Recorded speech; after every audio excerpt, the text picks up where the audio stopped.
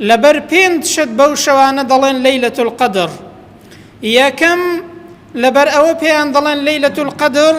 چونکە لەو شەوانەدا خوای پەروەردگار تەقدیری هەموو شتێک دەکات هەتا وەکو ساڵی داهاتوو، وەکو دەفەرمێت فیها یوفرق كل ئەمر حەکیم، هەموو کاروبارێکی گرنگ، هەموو کاروبارێکی پڕحیکمەت لەو شەوانەیەدا بڕیاری تێدا دەدرێت. یەکەم بۆیە پێی دەڵێن لەیلەة القەدر لەبەر ئەوەی هەموو کاروبارێکی گرنگ لەو شەوانەدا بڕیاری تێدا دەدرێت، خوای پەروەردگار بڕیاری تێدا دەدات. دووهەم لەبەر ئەوە پێی دەڵێن لەیلەة القەدر چونکاتی شەوانێکی پڕقەدرن، چونکە شەوانێکی خاوەن قەدر و ڕێز و حرمەتن لە لای خوای پەروەردگار، بۆیە پێیان دەگوترێت لەیلەة القەدر چونکە لە لای خوای پەروەردگار خاوەنی قەدر و قیمەت و گەورەین، چونکە خێر و پاداشیان تێدا گەلێک زۆرە، چونکە خوای پەروەردگار ڕێزی لەو شەوانە گرتووە،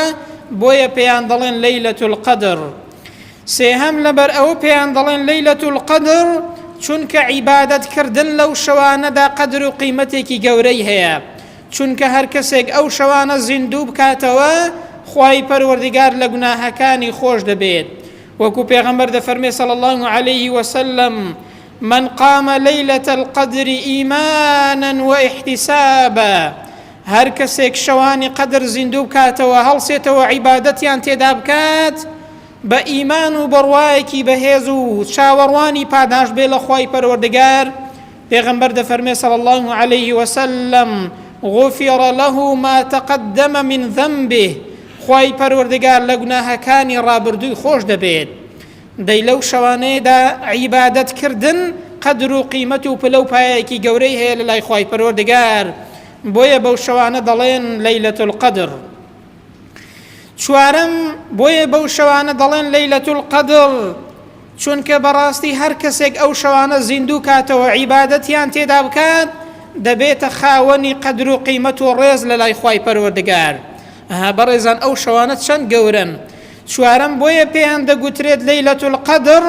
چونکە هەر کەسێک ئەو شەوانە زیندوو کاتەوە دەبێتە خاوەنی قەدر و ڕێز و حرمەت لە لای خوای پەروەردگار.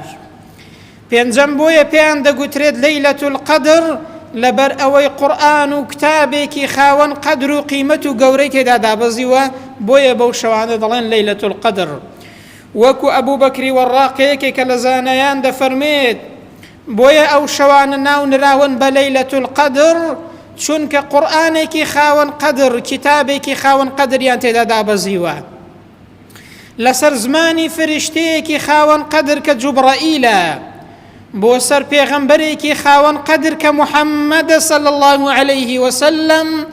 ئەنجا لەویشەوە بۆ ئومەتێکی خاوەن قەدر کە ئومەتی محەممەدە صلی الله عليه وسلم، وەکو خوای پەروەردگار دەفەرمێ كنتم خەیڕە ئومەتین ئوخریجەت للناس،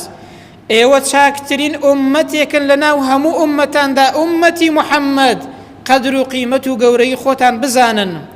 قەدری خۆتان بزانن، ئێوە گەورەترین ئومەتن، بۆیە بەو شەوانە دەگوترێت لەیلەة القەدر چونکە ئەو قورئانە کە خاوەنی قەدرە لەسەر زمانی فریشتەیەکی خاوەن قەدر بۆ پێغەمبەرێکی خاوەن قەدر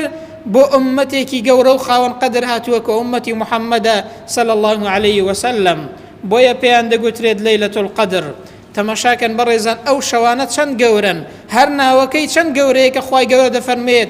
إنا أنزلناه في ليلة القدر، ئێمە لە شەوانی قەدر، لە شەوانێکی پڕڕێز و حرمەت و گەورەیدا ئەو قورئانەماندا بەزاندووە، ئەو قورئانەی کە گەورەیە، ئەو قورئانەی کە خاوەنی قەدر و ڕێزە خوای گەورە دەفەرمێ لەو شەوانەدا دامان بەزاندووە.